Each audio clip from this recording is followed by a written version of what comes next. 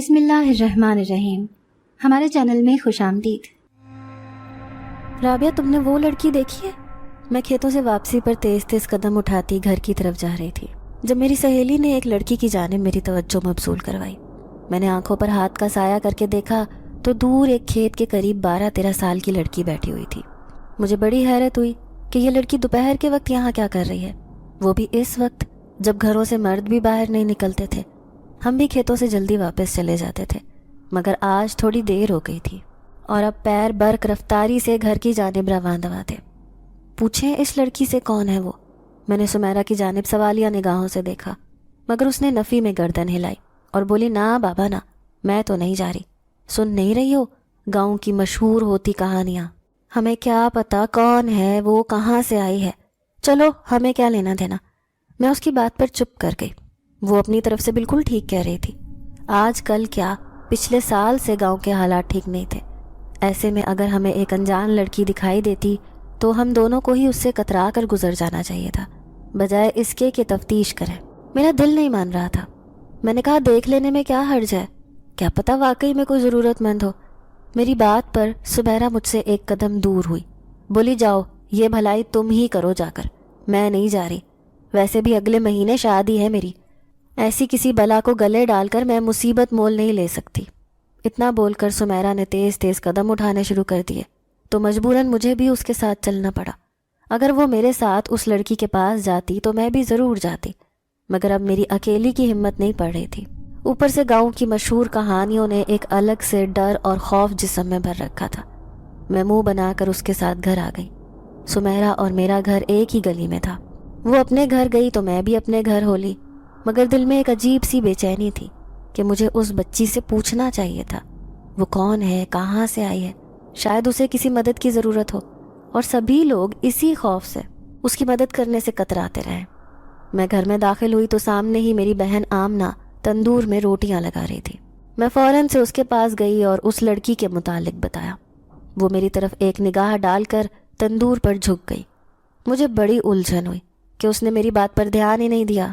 میں نے جھنجھلا کر کہا کہ تم میری بات تو سن لو۔ وہ بڑے صاف لہجے میں بولی، جانتی ہوں تمہاری بات کا مقصد، مجھے تنگ نہ کرو اور جا کر آرام سے بیٹھی رہو، روٹی لا رہی ہوں میں نے جلدی سے پوچھا کہ ایسی کون سی بھوشوانی شروع کر دی تم نے جو میرے مطلب تم سمجھنے لگی ہو؟ وہ سپاٹ لہجے میں بولی، میں جانتی ہوں اگلا مطالبہ تمہارا یہ ہوگا کہ میں تمہارے ساتھ چلوں اور اس لڑکی سے پوچھوں کہ اسے مدد کی ضرورت تو نہیں۔ سو بہن، میرے ہاتھ کھڑے ہیں، میں نہیں چل سکتی تمہارے ساتھ اور نہ ہی تمہیں جانے دوں گی۔ اس نے چبا چبا کر بولتے ہوئے پیڑا بنایا تو میرا منہ کھلے کا کھلا رہ گیا۔ واقعی میں اس سے سچی میں یہی بات کرنے والی تھی۔ میری تو حیرت کی انتہا نہ رہی۔ مزید کچھ بھی کہے بغیر میں برآمدے میں بچھی چارپائی پر آ کر بیٹھ گئی۔ ابھی تک میں بہت حیران تھی کہ اسے کیسے اندر کی بات پتہ چلی۔ خیر، تھوڑی دیر بعد وہ کھانا لے کر آئی۔ میں نے کھانے کے بجائے اس سے پوچھا کہ آمنہ، تمہیں کیسے پتہ چلا؟ اور اگر پتہ چل گیا ہے تو آؤ نا میرے ساتھ، مجھے بڑی بے چینی ہو رہی ہے اس لڑکی کے بارے میں۔ کیا پتہ اس کے ساتھ کچھ برا ہو گیا ہو، یا جن کہانیوں اور واقعات سے ہم ڈر رہے ہیں کہیں وہ اس پر نہ بیت گئے ہوں۔ آمنہ نے مجھے سنجیدہ نگاہوں سے دیکھا، بولی، بہن ہو تم میری، بچپن سے تمہارے لہجے کو سنتے ہی تمہارے دل کی بات تک پہنچ جاتی ہوں۔ رہی بات کہ اس کے ساتھ کچھ برا نہ ہو جائے، تم یہ سوچو کہ اگر ہم اس کی مدد کو جائیں اور وہ کہانی ہم پر الٹ پڑے، پھر ہماری طرف سے انکار ہے، اور تم بھی اس کے متعلق سوچ سوچ کے ہلکان نہ کرو خود کو۔ میں چپ کر گئی۔ وہ صحیح کہہ رہی تھی، جس سے ہم ڈرتے تھے کیا پتہ وہ لڑکی انہی میں سے ہوتی۔ میں اس کے بعد اپنے کام کاج میں مصروف ہو گئی اور یہ بات بالکل ہی میرے دماغ سے محو ہو گئی۔ میں اور سمیرہ کھیتوں میں نرما چننے جاتی تھیں۔ ہمارے گاؤں میں سے 12 سے لے کر 2 بجے تک کوئی بھی باہر نہیں نکلتا تھا۔ 12 بجے تک سب اپنے اپنے کام سمیٹ کر پھر 2 بجے دوبارہ سے کام شروع کرتے تھے۔ ابھی پورا سال نہیں ہوا تھا اور گاؤں میں یہ بات آگ کی طرح پھیل گئی تھی کہ یہاں پر جنات نے بسیرا کر لیا ہے اور وہ دوپہر کے وقت باہر نکلتے ہیں۔ پہلے پہل تو اس بات پر کسی نے بھی یقین نہیں کیا تھا، مگر رفتہ رفتہ یقین کرنے لگے تھے، کیونکہ آئے دن چھوٹے چھوٹے واقعات کے بعد بڑے واقعات شروع ہو چکے تھے۔ یہاں گاؤں میں ایک بڑی حویلی تھی جہاں کوئی نہیں جاتا تھا۔ یہ بات بھی مشہور تھی کہ جنات نے اسی حویلی کو اپنا ٹھکانہ چنا ہے رہنے کے لیے۔ وہ حویلی گاؤں کے چودھری کی تھی۔ چودھری بہت پریشان تھا، اس کے پاس رہنے کے لیے اور کوئی ٹھکانہ بھی نہیں تھا۔ جب سے اس کی حویلی پر قبضہ ہوا تھا، لوگ وہاں جانے سے گھبرانے لگے تھے۔ بیچارے چودھری کے لیے بھی وہاں رہنا محال تھا۔ بالآخر اس نے ایک دن ایک بابے کو بلوا کر جنات سے نہ جانے کیا گفت و شنید کی کہ حویلی کا ایک حصہ جنات نے رکھ لیا اور دوسرے حصے میں چودھری کی رہائش ہو گئی۔ پہلے اس حویلی میں ہر وقت کا آیا گیا لگا رہتا تھا، مگر اب وہاں انسان تو کیا، جانور بھی بھٹکتے دکھائی نہیں دیتے تھے۔ سبھی کہتے تھے کہ چودھری کی بے وقوفی ہے، سب کچھ جانتے بوجھتے بھی اسی حویلی میں ٹکا بیٹھا ہے، اسے چاہیے وہ جگہ چھوڑ دے۔ مگر وہ بھی پتہ نہیں کس سے شرط لگا کے وہیں قیام پذیر تھا۔ پہلے لوگوں کے گھروں میں سے چیزیں غائب ہونا شروع ہو گئیں، پھر دن دہاڑے لوگوں کو سڑکوں پر چلتے پھرتے چوغا پہنے آدمی چلتے پھرتے دکھائی دیے، جن کے پیر مڑے ہوتے تھے اور چہرے بالکل سیاہ ہوتے۔ پہلے تو لوگوں نے انہیں سنجیدہ نہ لیا، مگر ان کا خوف لوگوں کے دلوں میں جڑ پکڑ چکا تھا۔ پھر ایک دو لاشیں کنویں سے برآمد ہوئیں۔ وہ لوگ ہمارے گاؤں کے نہیں تھے جن کی لاشیں ملی تھیں، جانے کون تھے۔ اس واقعے نے خوف و ہراس کی ایک نئی روح گاؤں میں پھونک دی۔ پورے گاؤں میں کوہرام مچا ہوا تھا، ہر کوئی پریشان تھا، لوگ سارا سارا دن گھروں میں دبک کے بیٹھے رہتے۔ پھر ایک روز مسجد میں اعلان ہوا کہ چودھری صاحب نے کسی عامل کو گاؤں کے مسئلے حل کرنے کے لیے بلایا ہے، لہٰذا سارے گاؤں والے پنڈال میں شام کو مغرب کے بعد جمع ہو جائے۔ لوگ ڈرتے ڈرتے نہ چاہنے کے باوجود پنڈال میں جمع ہو گئے۔ وہاں اس عامل نے ایک گڑھا کھود کر اس میں آگ جلائی، پھر آگ پر پتہ نہیں کیا کچھ ڈال کر دھواں کر دیا۔ سب گاؤں والوں کی آنکھیں چندی آ گئیں، اور سبھی نے تب ہم نے اپنی آنکھوں سے جنات کے اس ٹولے کو دیکھا جس نے ہمارے گاؤں میں ادھم مچا کے رکھا ہوا تھا۔ عامل نے یہ پورا پنڈال گاؤں کے عین وسط میں سجایا تھا۔ وہیں پر دھوئیں میں سے 5-6 لمبے لمبے قد کے آدمی آئے، جنہوں نے چوغے پہن کر خود کو مکمل طور پر ڈھانپا ہوا تھا۔ ان کے جسم کا ایک حصہ بھی نظر نہیں آ رہا تھا، چہرے بھی چوغے کی ٹوپی میں مکمل طور پر چھپے ہوئے تھے۔ انہیں دھوئیں میں سے نکلتے دیکھ کر سارے گاؤں والے کانپ کر رہ گئے۔ لوگوں نے وہاں سے بھاگنے کی کوشش کی تو عامل نے انہیں روک دیا کہ اگر کوئی یہاں سے بھاگا تو یہ جن انہیں چیڑ پھاڑ دیں گے۔ سب اپنی جگہ پر بغیر حرکت کیے کھڑے رہے۔ ایسے ہی ہوا۔ اس ہدایت کے بعد کوئی شاید سانس لینے کے لیے بھی نہیں ہلا تھا۔ وہ جن ایک ٹولے کی صورت میں کھڑے ہو گئے۔ عامل نے ان سے اونچی آواز میں پوچھا، کون ہو تم لوگ اور یہاں کیا لینے آئے ہو؟ وہ سر ہلاتے رہے، البتہ انہوں نے منہ سے ایک حرف نہیں نکالا، مگر عامل کو دیکھ کر ایسے لگ رہا تھا وہ گویا ان کے ہلتے سر دیکھ کر پوری بات سمجھ رہا ہو۔ اس نے گاؤں والوں کو بتایا کہ ان جنات کو ان کے قبیلے سے نکال دیا گیا ہے، ان کے ساتھ ظلم ہوا ہے، انہیں بے ٹھکانہ اور بے آسرا کر دیا گیا ہے، سو اب وہ اپنی رہائش کے لیے کوئی جگہ تلاش کر رہے تھے جب انہیں یہ گاؤں پسند آ گیا۔ اب اگر گاؤں کے لوگ انہیں یہاں پر رہنے دیں تو ان کے لیے اچھا ہوگا، ورنہ وہ یہاں کے لوگوں کو ختم کر کے یہ جگہ خود آباد کر لیں گے اور کسی انسان کو وہاں پر نہیں رہنے دیں گے۔ وہ پہلے ہی ستے ہوئے لوگ ہیں، لہٰذا انہیں مزید نہ ستایا جائے۔ عامل نے ان کی زبان میں بات کی، ساتھ ہی ساتھ پوری بات گاؤں والوں کے گوش گزار بھی کرتا گیا، یعنی لوگوں کے پاس اور کوئی چارہ نہیں تھا ان جنات کو اپنے گاؤں میں رکھنے کے علاوہ۔ اگر وہ منع کرتے تو یہاں کوئی انسان نہ بچتا، اور اگر رہنے کی اجازت دیتے تب بھی خوف ان کے لیے زہر کی مانند کام کرتا۔ لوگوں نے چودھری کی طرف دیکھا تو وہ بیچارہ بھی سہما ہوا کھڑا تھا۔ عامل نے جنات سے پوچھا کہ وہ رہیں گے کہاں پر، تو انہوں نے کہا کہ جہاں ان کا دل چاہے گا۔ یہ سن کر چودھری نے ایک دم سے عامل کو کہا کہ یہ جنات میری حویلی میں رہ سکتے ہیں، اس کے علاوہ یہ وعدہ کریں کہ اور کہیں پر بھی نہیں رہیں گے۔ میں اپنی حویلی کا ایک مخصوص حصہ ان کو دے دیتا ہوں، مگر شرط یہ ہے کہ بدلے میں یہ میرے گاؤں کے لوگوں کو ستائیں گے نہیں۔ عامل نے چودھری کی بات ان کے سامنے دہرائی تو وہ مان گئے، کہا کہ انہیں یہ بات منظور ہے، مگر ارد گرد ہم جو چاہیں گے کریں گے، ہمیں کوئی ٹوکنے والا نہیں، ہم صرف چودھری کے گاؤں کی ضمانت دیتے ہیں۔ اور تبھی یہ بات بھی طے ہوئی کہ دوپہر کو 12 سے لے کر 2 بجے تک لوگ گاؤں میں کم سے کم باہر نکلیں گے تو اچھا ہوگا۔ چودھری کی اس دریا دلی پر جہاں سارے لوگوں نے اس پر فخر کیا، वहीं चौधरी को मना भी किया था, मगर उसने हिम्मत से काम लेते हुए जवाब दिया कि गांव का असल चौधरी वही होता है जो अपने गांव की हिफाजत करना जानता हो। अगर आज मैं अपने गांव के काम ना आ सकूं तो मेरा फ़ायदा क्या होगा। लोग उसकी बात सुनकर बहुत मुतासिर हुए। इसके बाद पूरे गांव में चौधरी की धूम मच गई। उस दिन के बाद वही गांव जिसमें हम बड़ी आज़ादाना घूमते फिरते थे, अब हम सहम कर रहने लगे। हमारा गांव तो उन बागी जिन्नात से बच गया, लेकिन इर्द गिर्द का माहौल बहुत ज़्यादा ख़राब हो गया। आए दिन लोगों के घरों में से चीज़ें गुम होने लगीं, कत्ल होने लगे, और जिस शख्स का कत्ल होता उसका सारा साजो सामान भी साथ ही गायब हो जाता। इस सब से तंग आकर लोगों ने जब गांव छोड़ने का फ़ैसला किया तो चौधरी ने उन्हें सख्ती से मना कर दिया कि ऐसे आप लोग ये जगह छोड़ कर गए तो वो जिन्नात तैश में आ जाएंगे, और तुम एक दो लोगों के जाने से ऐसा ना हो कि अजाब पूरे गांव को भुगतना पड़े। चौधरी की बात सुनकर सभी लोग डर गए, और जिनका मुस्तकिल इस गांव से जाने का इरादा था उन्होंने भी अपने इरादे को पसे पुश्त डाल दिया। तकरीबन साल होने को आया था। गांव में यही खौफ और हिरास हर तरफ फैला हुआ था। शुरू शुरू में तो लोग बहुत डरे हुए थे, मगर अब डर सिर्फ 12 से लेकर 2 बजे तक का मखसूस हो चुका था। उस वक्त में बाहर निकलने से सभी कतराते थे। मैं लेटे लेटे यही सोच रही थी जब वो लड़की फिर छपाक से मेरे जहन में गर्दिश करने लगी। मैं एक मर्तबा फिर मुतजस्सिस हो गई कि आखिर वो कौन थी।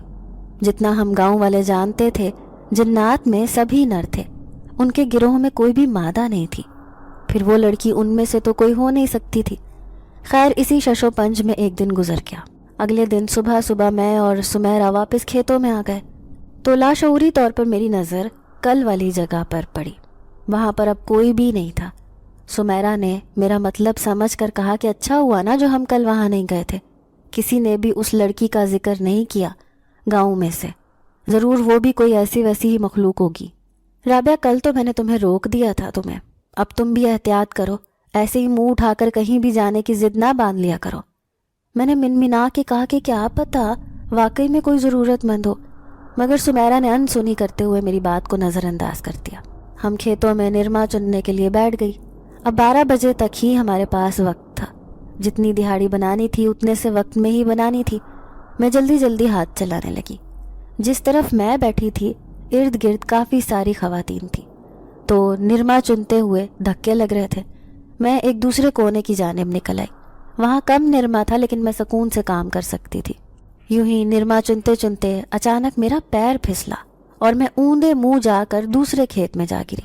बमुश्किल सीधी होकर बैठी तो मेरी निगाह सामने पड़ी। मेरी आंखें फटी की फटी रह गईं। सामने वही कल वाले लिबास में मलबूस लड़की मेरी जानिब कमर किए लेटी हुई थी। उसे देखकर मेरा गला बंध गया।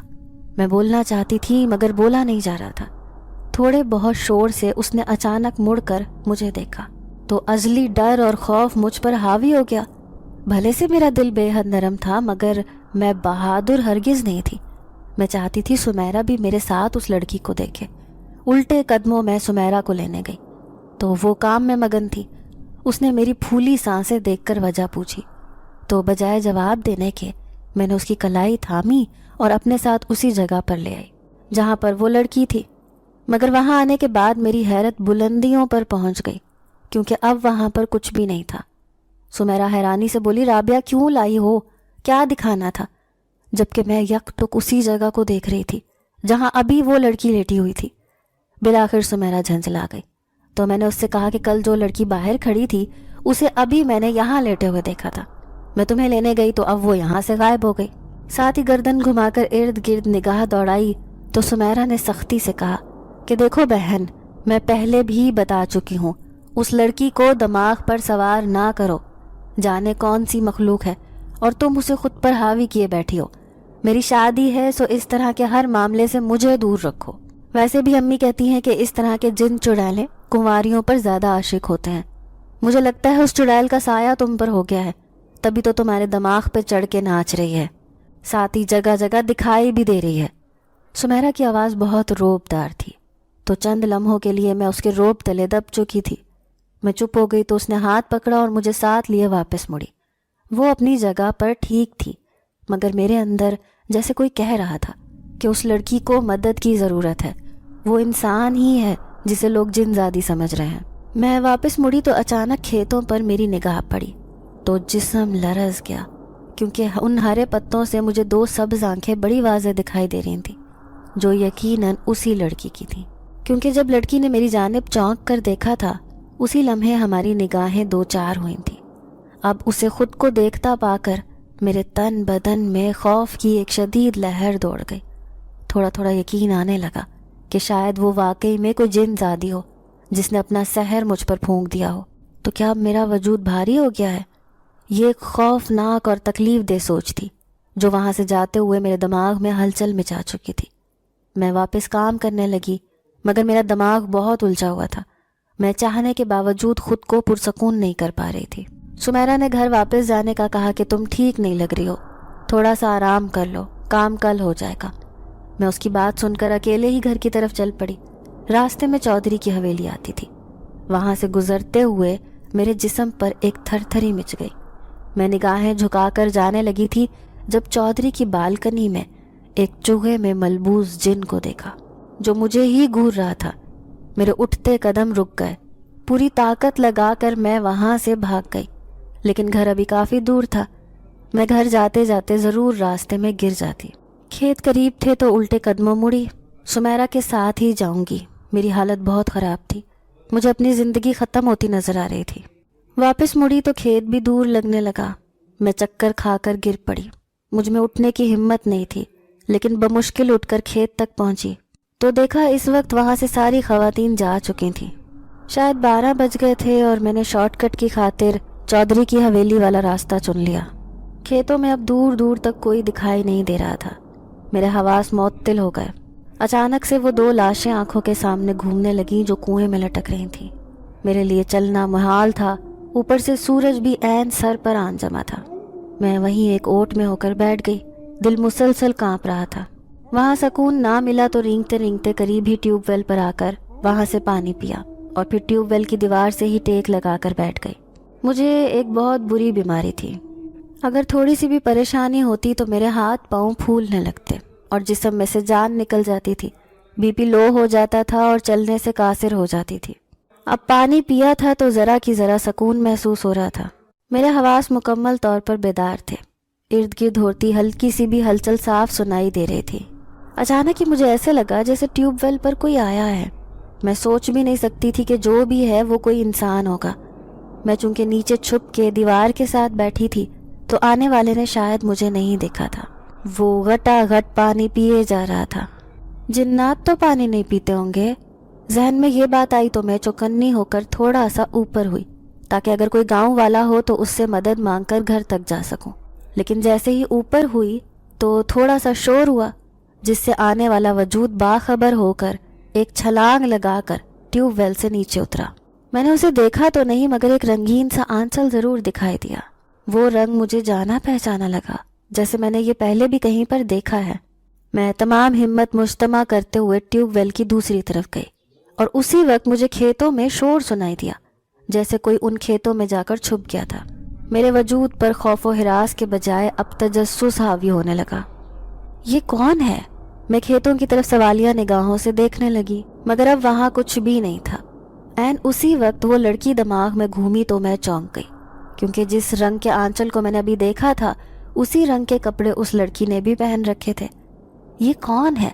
پورا جسم سراپا سوال بن چکا تھا۔ آر یا پار کا فیصلہ کرتے ہوئے میں نے بھی دبے پاؤں قدم اٹھائے اور ان کھیتوں کی طرف بڑھنے لگی۔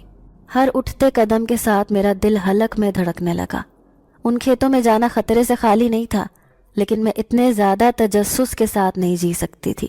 میری بہت بری عادت تھی، جس شے کا بھی تجسس ہوتا جب تک اس کا راز نہ جان لیتی میری ہڈی کو آرام نہیں ملتا تھا۔ کھیتوں کے قریب پہنچ کر میں نے اپنے سانس لینے کی آواز کو بھی روک لیا اور ایک جھٹکے سے پتے پیچھے کیے تو میرے سامنے وہی منظر تھا جسے اب میں تیسری مرتبہ دیکھ رہی تھی۔ وہی لڑکی گھٹنوں پر سر رکھے سہمی ہوئی بیٹھی تھی۔ اس کی بڑی بڑی سبز آنکھوں میں خوف و ہراس ہلکولے لے رہا تھا۔ مجھے دیکھ کر اس نے وہاں سے بھاگنا چاہا تو میں نے ہاتھ بڑھا کر اس کی کلائی تھام لی۔ وہ بے چینی سے مجھ سے اپنا ہاتھ چھڑوانے لگی۔ میں ان سب پہیلیوں میں سے ایک پہیلی کو تو سلجھا چکی تھی۔ وہ انسان ہی تھی، کوئی حیوان یا کوئی دوسری مخلوق نہیں تھی جس سے میرا پالا پڑا تھا۔ میں نے دھیرے سے پوچھا کہ کون ہو تم؟ وہ ابھی بھی ہرنی جیسی نگاہوں سے مجھے دیکھ رہی تھی۔ میں اتنی خوفزدہ نہیں تھی جتنی وہ مجھے دکھائی دے رہی تھی۔ اس نے میرا سوال سنا بھی تھا یا نہیں میں نہیں سمجھ سکی۔ اس کے تاثرات بہت خوفزدہ تھے۔ میں بھی کھیتوں کے اندر چلی گئی اور نرم لہجے میں پوچھا کہ لڑکی کون ہو تم اور ایسے کیوں چھپ رہی ہو؟ میں نے تمہیں کل بھی دیکھا تھا، پھر آج صبح بھی تم چھپ گئی، ابھی بھی چھپ گئی ہو۔ کیوں؟ کل تو ادھر راستے میں کھڑی تھی تم، اس گاؤں کی تو نہیں لگ رہی۔ میں نے ایک ہی سانس میں جتنے سوال تھے سبھی داغ دیے۔ وہ میرے سوال سن کر پہلے سسکنے لگی، پھر اچانک سے رو دی۔ اس کے چہرے پر پہلے بھی آنسوؤں کے نشانات بڑے واضح تھے، مگر ابھی بھی موٹے موٹے آنسو ٹپ ٹپ کر نیچے گرنے لگے۔ مجھے اس بچی پر بے اختیار ترس آیا۔ میں نے آگے بڑھ کر اس کے آنسو صاف کیے، پیار سے پوچھا کیا ہوا ہے، ٹھیک تو ہو نا؟ اس لڑکی نے نفی میں سر ہلایا، بولی مجھے بھوک لگی ہے۔ وہ بہت ہی معصوم سی لڑکی تھی، اس کی حالت بھی بڑی خراب تھی۔ کھانا کھاؤ گی؟ لڑکی نے جھٹ سے اس بات میں سر ہلا دیا۔ اس وقت میں اسے کہاں سے کھانا دیتی؟ میں تو خود یہاں چھپ کر ڈری سہمی بیٹھی تھی۔ میں نے کہا کب سے بھوکی ہو؟ وہ نکاہت سے بولی کل سے۔ مجھے اس لڑکی پر ترس آنے لگا۔ میرا دل چاہا اسے ابھی باہر لے جاؤں اور گھر سے کھانا کھلاؤں۔ میں ایسا کر سکتی تھی۔ یہ سوچ کر میں نے لڑکی کو کہا کہ چلو میرے گھر، میں تمہیں وہاں سے کھانا کھلاتی ہوں۔ اس کا ہاتھ کھینچ کر میں نے کھڑا کرنا چاہا، مگر وہ نفی میں سر ہلاتی اپنی جگہ سے ٹس سے مس نہ ہوئی۔ میں نے ذرا زور دے کر کہا کہ آؤ میرے ساتھ، میں تمہیں اپنے گھر لے جاتی ہوں، وہاں پر کھانا کھا لینا۔ اب کی مرتبہ وہ کھڑی ہو گئی، مگر میرے ساتھ جانے کے بجائے انہی کھیتوں میں سے ہوتی ہوئی تیزی سے دوسری طرف بھاگ گئی۔ میں نے اس کے پیچھے جانا چاہا، مگر وہ کھیت بہت بڑے بڑے تھے، میں اسے نہیں ڈھونڈ سکتی تھی۔ خیر پھر بھی وہیں پر بیٹھی رہی، اور جب لوگوں کی ہلچل محسوس ہوئی تو ان کھیتوں سے باہر نکل آئی۔ بے شک میں سخت وقت میں گھر سے باہر تھی، مگر پھر بھی میرے ساتھ کچھ ایسا نہیں ہوا تھا جو نقصان دہ ہوتا۔ کل تک اگر اس لڑکی کا خیال تھا تو اب وہ لڑکی میرے حواسوں پر مکمل طور پر طاری ہو چکی تھی۔ کون تھی وہ؟ میرے ساتھ گھر کیوں نہیں گئی؟ یہ وہ سوالات تھے جن کے جواب مجھے اس سے ہی مل سکتے تھے۔ گھر واپس آئی تو آمنہ اور اماں دونوں کی حالت بڑی زیادہ خراب تھی، دونوں ہی میری راہ تک رہی تھیں۔ ابا اور بھائی بھی گھر کے دروازے پر پریشانی کے عالم میں کھڑے تھے۔ مجھے دیکھتے ہی ابا جلدی سے میرے پاس آئے، بولے پتر تو ٹھیک تو ہے نا؟ میں نے اس بات میں سر ہلایا اور گھر آ گئی۔ سب مجھ سے یہی پوچھ رہے تھے کہ کہاں پر تھی تم؟ میں نے اس بچی کا ذکر کرنے کے بجائے میں نے کہا کہ کھیتوں میں طبیعت بگڑ گئی تھی، میں وہیں ایک طرف بے ہوش ہو گئی، کسی کو پتہ نہیں چلا، ابھی ہوش میں آئی تو گھر آ گئی۔ امی نے فوراً سے پہلے میرا صدقہ دیا، پھر کھانا سامنے رکھا تو وہ بچی اود کر دماغ میں پھر سے آ گئی۔ اسے بھی تو بھوک لگی تھی۔ میرا دل چاہا آمنہ سے اس واقعے کا ذکر کروں، مگر یہ ممکن نہیں تھا۔ اگر میں اس بچی کا کہتی تو وہ بھی سمیرہ کی ہی زبان بولتی کہ کسی جن چڑیل نے تمہارا پیچھا لے لیا ہے۔ میں چپ رہی، کھانا کھانے کی کوشش کی، مگر وہ حلق سے اتر کر ہی نہیں دے رہا تھا۔ بمشکل 2-4 نوالے زہر مار کر کے کھائے، پھر بھوک ہی مر گئی۔ شام کو گھر سے باہر نکلنے کا سوچا، مگر گھر والوں نے قدم بھی باہر نہیں نکالنے دیا۔ میں ساری رات بے چین رہی، پتہ نہیں اس لڑکی کا کیا بنا ہوگا، اس نے کچھ کھایا بھی ہوگا یا نہیں۔ رات کو امی نے روٹی دی، مگر میں نے وہ بھی کھانے سے منع کر دیا۔ رات بھر جاگتی رہی، مگر وقت تو اپنی رفتار سے ہی گزر رہا تھا۔ صبح سویرے میں کسی کے بھی اٹھنے سے پہلے گھر سے نکل گئی۔ جانتی تھی سب گھر والے پریشان ہوں گے، مگر میں اپنی بے چینی کا کیا کرتی جو حد سے سوا تھی۔ ابھی بہت کم لوگ باہر نکلے تھے، سب جانوروں کا چارہ ہی اکٹھا کر رہے تھے۔ میں کل والی جگہ پر آئی، مگر وہاں کچھ بھی نہیں تھا۔ اب اس لڑکی کو کہاں ڈھونڈتی؟ یہ ایک نیا سوال سر اٹھائے میرے سامنے ناچ رہا تھا۔ میں نے دعا کی کہ کاش وہ لڑکی مجھے مل جائے، مگر کافی دیر ایسے پھرنے کے بعد بھی کوئی سراغ نہ ملا تو میں مایوسی سے واپس پلٹنے لگی، جب ایک بچہ ہانپتا ہوا بھاگا جا رہا تھا۔ وہ میرے اندر زور سے لگا تو میں کراہ کر رہ گئی۔ اس بچے سے پوچھا کہ کیا تکلیف ہے، آرام سے نہیں چل سکتے؟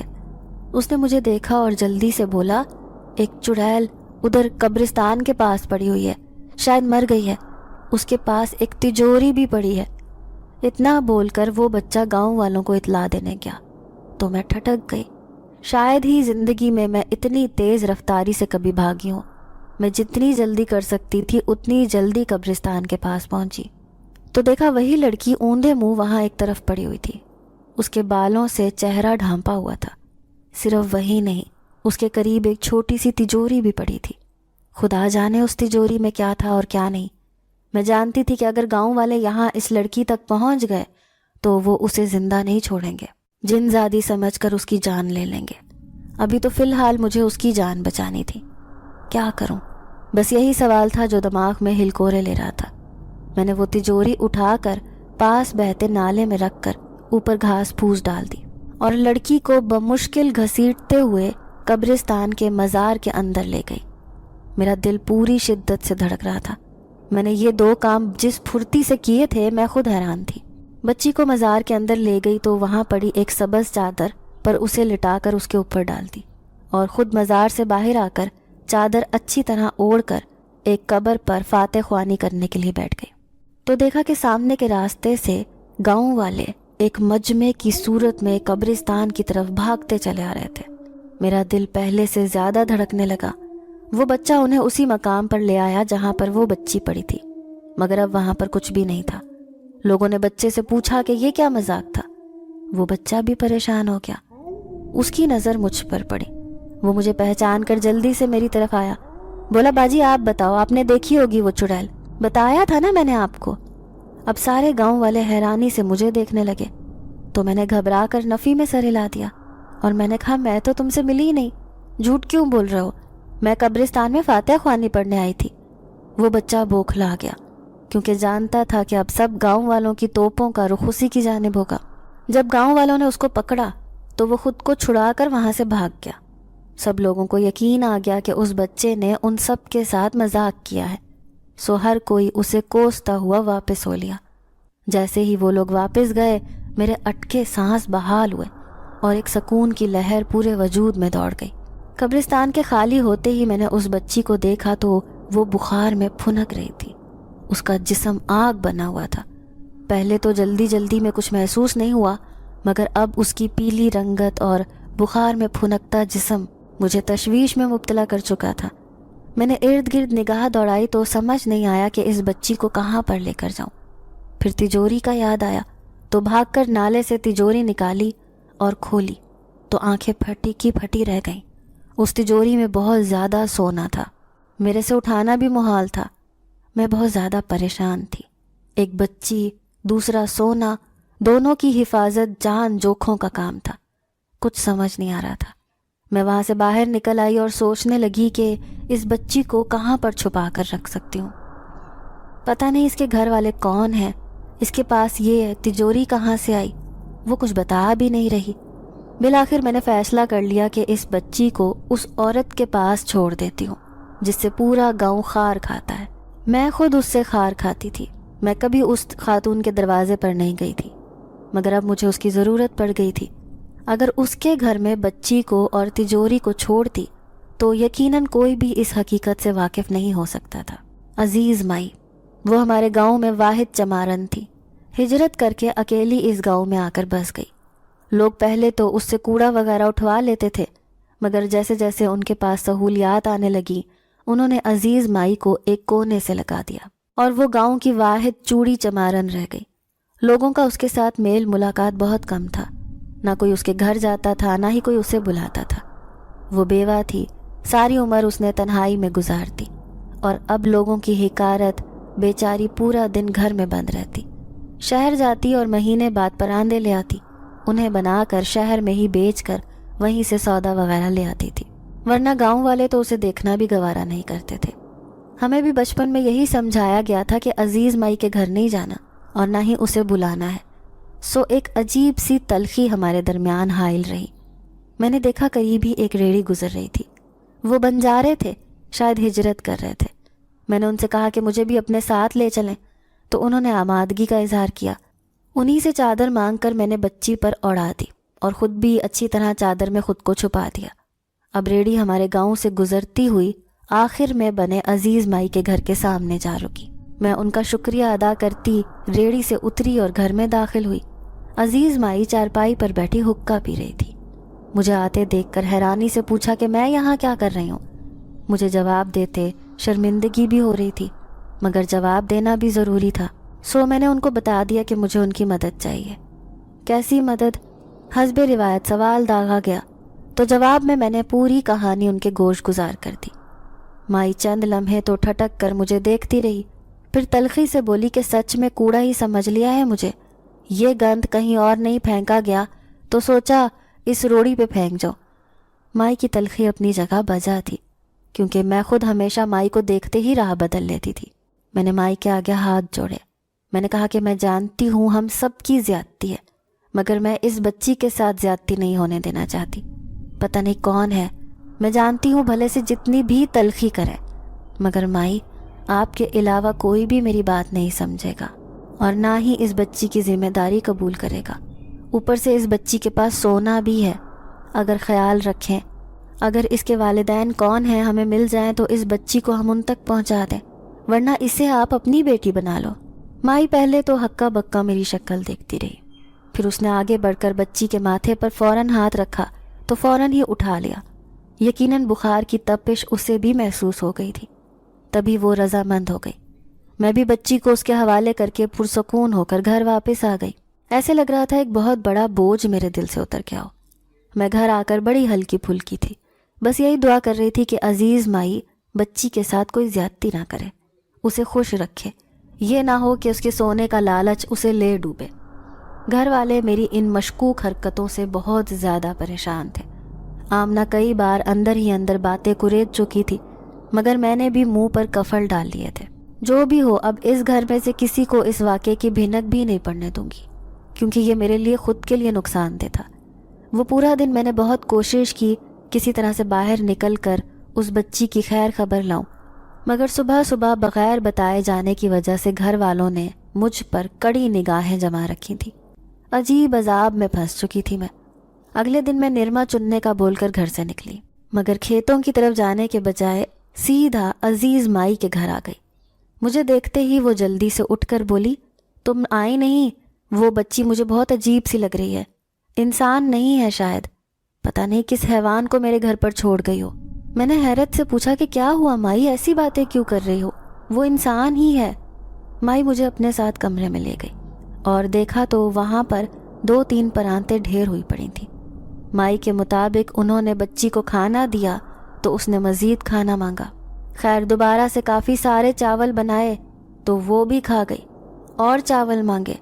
میں تو 4 بار چاول پکا چکی ہوں، جو چاول سال بھر میں کھاتی ہوں وہ یہ لڑکی ایک دن میں کھا گئی ہے۔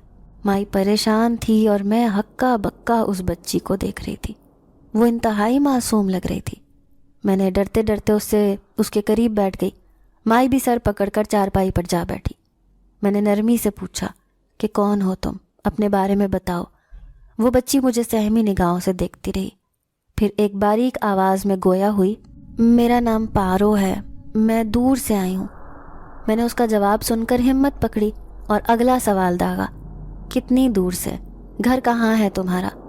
وہ سوچ سوچ کر بولنے لگی، میرے امی ابو نہیں ہیں، وہ مر گئے تھے، اس رات طوفان آیا تھا، گھر کی چھت گری تو دونوں مر گئے، میں باہر کھیل رہی تھی، میرے چاچا مجھے اپنے ساتھ لے گئے، 1-2 دن تو ٹھیک رہے، پھر چاچی نے مجھے مارنا شروع کیا، وہ بہت مارتی تھی، کھانے کے لیے بھی کچھ نہیں دیتی تھی، پھر ایک دن چاچی نے مجھے کسی آدمی کو بیچ دیا، وہ مجھے اپنے ساتھ اس گاؤں سے لے کر گزر رہا تھا، میں بھوکی پیاسی تھی جب اس آدمی پر جنوں نے حملہ کر دیا، جتنا سامان اس کے پاس تھا وہ سارا لے گئے، میں ڈر کر وہاں سے بھاگ گئی، وہ مجھے نہیں پکڑ سکے، میں اس دن وہاں کھڑی رو رہی تھی، پورے گاؤں میں کوئی نہیں تھا، میں نے بہت ڈھونڈا مگر کوئی نظر نہیں آیا، اس دن میں نے آپ کو دیکھا تھا، میں وہاں آپ کے پاس آنے لگی تو ان جنات نے مجھے پیچھے سے پکڑ لیا، مجھے بہت مارا انہوں نے، گلا دبانے لگے، تو پتہ نہیں کہاں سے اس جن کے ہاتھوں سے خون بہنے لگا،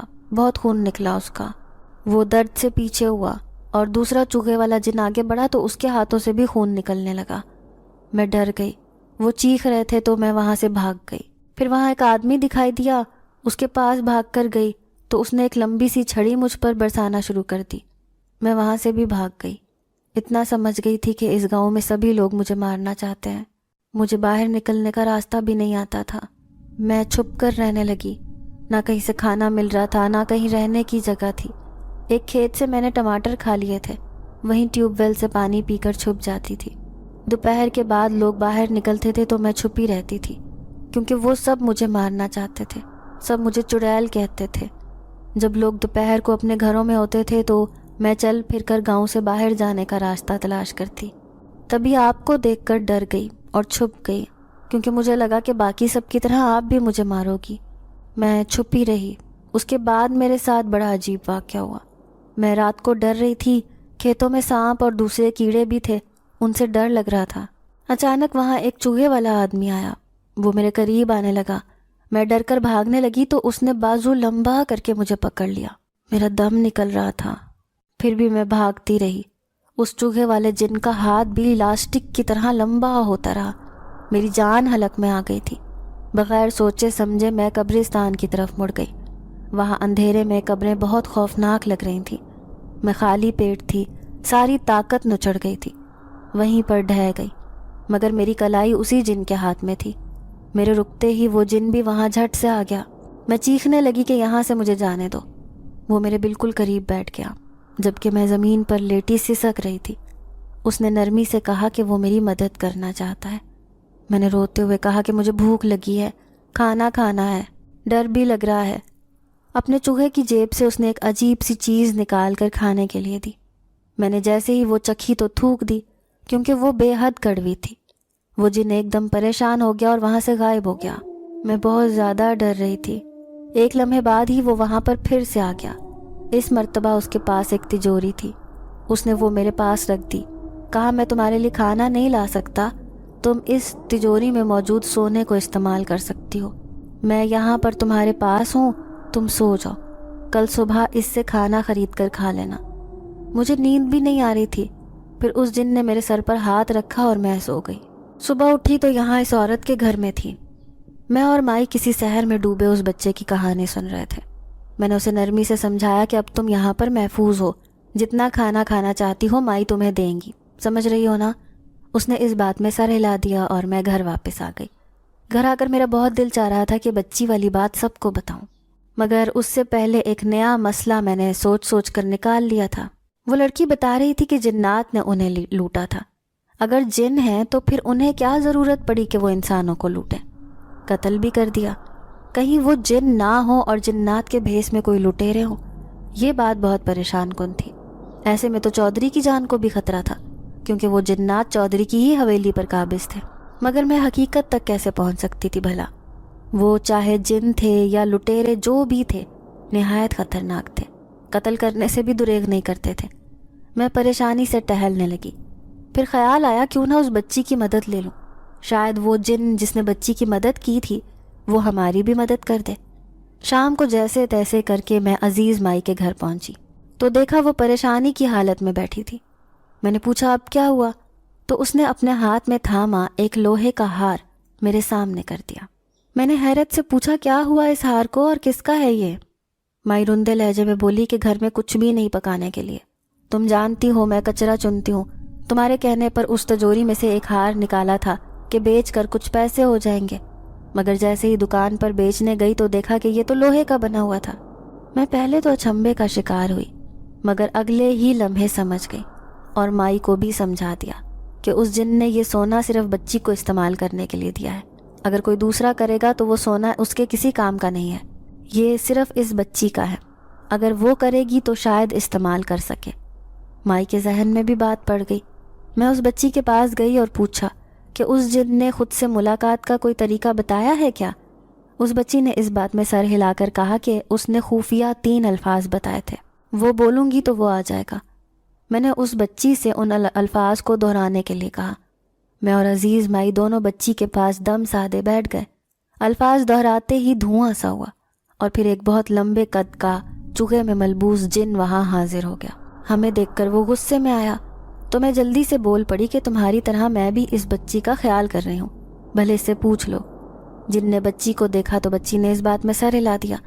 मैंने उससे माजरत की कि मुझे यूं तुम्हें यहाँ नहीं बुलाना चाहिए था, मगर तुम्हारी मदद चाहिए। जिन ने इजाज़त दी तो मैंने उससे पूछा कि हमारे गांव में जिन जिन्नात का बसेरा है, तुम उन्हें जानते हो? चौधरी की हवेली में रहते हैं, बहुत ख़तरनाक हैं। वो जिन रोबदार लहजे में बोला कि हमारी कबील में से नहीं है, वो तुम्हारे जैसे इंसान ही हैं, लुटेरे हैं और चौधरी भी उनके साथ मिला हुआ है।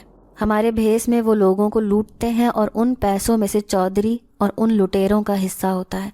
वो आमिल भी फ्रॉड था जिसे चौधरी लाया था। उस दिन जब वो लुटेरे इस बच्ची को मारने वाले थे, तब मैंने ही इसकी जान बचाई थी। मैं जिस कदर हैरान हो सकती थी हो चुकी थी। मैंने उस जिन से इल्तिजा की कि क्या तुम उनका सारा राज गांव वालों के सामने ला सकते हो? देखो, मैं जानती हूँ तुम अच्छे जिन हो, मदद करने का जज्बा है तुम्हारे अंदर, मेरी भी मदद कर दो और ये बच्ची अब माई अजीज़ के पास रहेगी। तुम गाहे बगाहे नज़र रखते रहना, इस बच्ची को कोई नुकसान नहीं पहुँचेगा। माई अजीज़ ने कसम खाई कि वो उस लड़की को बेटी की तरह पालेंगी, क्योंकि उनकी कोई औलाद नहीं है। जिन ने मेरी दोनों बातें मान ली। अगले दिन जब हम उठे तो देखा पूरे गांव में कोहराम मचा हुआ था। वो 7 जिन सूली पर लटके बिलक रहे थे। उन्होंने चूहे पहने हुए थे, मगर वो चीख चीख कर यही कह रहे थे कि इस सारे मंसूबे के पीछे चौधरी का शातिर दिमाग था, हम तो बस उसके कारिंदे थे। चौधरी वहां से भागने लगा तो गांव वालों ने उसे पकड़ लिया। फिर सब ये पूछने लगे कि इन लुटेरों को सूली पर किसने लटकाया है। तभी वो चूहे वाला जिन एक दरख्त पर से बोला, मैंने किया है ये सब, मेरी कबील के नाम पर तुम सब लोगों के साथ ज्यादती हुई है। आइंदा मैं वादा करता हूँ कि इस गांव पर कोई मुसीबत नहीं आएगी।